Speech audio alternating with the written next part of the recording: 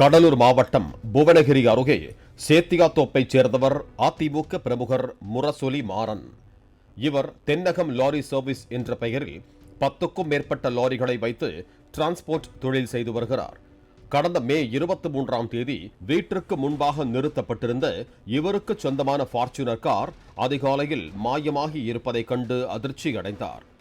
அங்குள்ள சிசிடிவி காட்சிகளை ஆய்வு செய்த போது அதிகாலை 3 மணி அளவில் முகமூடி அணிந்த மர்ம ஆசாமி ஒருவன் எந்த ஒரு சிரமமும் இன்றி சாவியே இல்லாமல் டெக்னிக்கலாக ஃபார்ச்சுனர் காரை திருடிச் செல்வது பதிவாகி இருந்தது.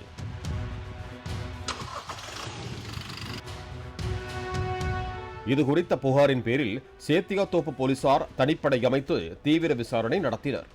சேத்தியாத்தோப்பு தொடங்கி பெங்களூரு வரை கார் சென்ற சாலையோரம் இருந்த சிசிடிவி காட்சிகளை பின்தொடர்ந்து சென்ற நிலையில் அதன் பின்னர் கார் எங்கு சென்றது என்பதை கண்டறிய இயலவில்லை என்று கூறப்படுகிறது. பின்னர் கார் எப்படி திருடப்பட்டது என்ற கோணத்தில் விசாரித்த போது ஃபார்ச்சுனர்களை சர்வீஸுக்கு விடும் இடத்தில் இருந்து சம்பந்தப்பட்ட காரின் டேட்டாக்களை தெரிந்து கொண்டு அதனை ஹேக் செய்யும் தொழில்நுட்பத்தை பயன்படுத்தி காரை சாவி இல்லாமல் சுலபமாக ஸ்டார்ட் செய்து திருடிச் சென்றிருப்பது கண்டுபிடிக்கப்பட்டது. இதே பாணியில் இதற்கு முன்பு நடந்த கார் திருட்டு குறித்த விவரங்களை சேகரித்த போது தமிழகத்தில் மட்டும் 8 ஃபார்ச்சுனர் கார்களை திருடியதாக ராஜஸ்தானைச் சேர்ந்த சத்யேந்திர சிங் ஷெகாவத் என்பவரை போலீசார் முன்பு கைது செய்திருப்பது தெரிய வந்தது. அவர் தற்போது எங்கு உள்ளார் என்று விசாரித்த போது பெங்களூருவில் இருந்து ஒரு திருட்டு காருடன் அவர் தப்பிச் செல்லும் தகவல் சேத்தியாத்தோப்பு போலீசுக்கு கிடைத்தது.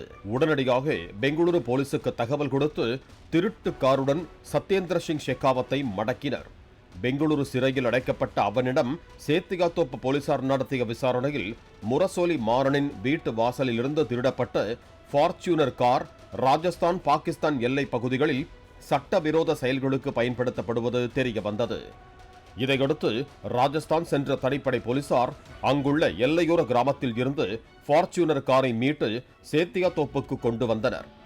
இதுகுறித்து விவரித்த கார் உரிமையாளர் முரசொலி மாறன், சேத்தியாத்தோப்பில் இருந்து ராஜஸ்தான் வரை எந்த ஒரு டோல்கேட்டில் உள்ள சிசிடிவியிலும் திருடிச் செல்லப்பட்ட கார் பதிவாகவில்லை என்றும் சுங்கச்சாவடிக்கு முந்தைய கிராமத்து சாலை வழியாக கடந்து சென்றிருப்பதும் போலீஸ் விசாரணையில் கண்டறியப்பட்டதாக தெரிவித்தார். தமிழ்நாட்டுக்குள்ள நாங்க ட்ராக் பண்ணும்போது காவல்துறை ட்ராக் பண்ணுவோம், எந்த டோல்கேட்லையும் பாஸ் ஆகல. டோல்கேட்டுக்கு முன்னாடி இருக்க லீக்கேஜ் ரோடுன்னு சொல்றாங்க. அது எப்படின்னா டோல்கேட்டுக்கு முன்னாடி இறங்கி டோல்கேட்டை தாண்டி போவோம். தமிழ்நாட்டுக்குள்ள எந்த டோல்கேட்லையுமே போகும்போது எல்லா காருக்குமே அந்த லீக்கேஜ் ரோட்ல இறங்கி, ஆனா எந்த ஃபுட்டேஜ்லயும் அவன் டோல்கேட் ஃபுட்டேஜ்ல எதுலையுமே அவன் இல்லை. 55 லட்சம் ரூபாய்க்கு டொயோட்டா ஃபார்ச்சுனர் காரை விற்கும் நிறுவனம் எளிதில் திருடிச் செல்ல இயலாத தொழில்நுட்ப வசதியுடன் அதற்கு தகுந்த பாதுகாப்பு அம்சங்களுடன் கார்களை வாடிக்கையாளர்களுக்கு வடிவமைத்து வழங்க வேண்டும் என்று கோரிக்கை விடுத்தார். ஃபார்ச்சுனர் கார் சேஃப்டி பாதுகாப்பு குறைபாடு அதிகமா இருக்கு சார். விலை தான் அதிகமா இருக்கு, பாதுகாப்பு குறைபாடு அதிகமா இருக்கு. அப்ப நம்ம தான் பார்த்து பாதுகாப்பு பண்ணிட்டு சார் ஃபார்ச்சுனர் கார். பாலிமர் செய்திகளுக்காக புவனகிரி செய்தியாளர் அம்பிகாபதி மற்றும் வேல்ராஜ்.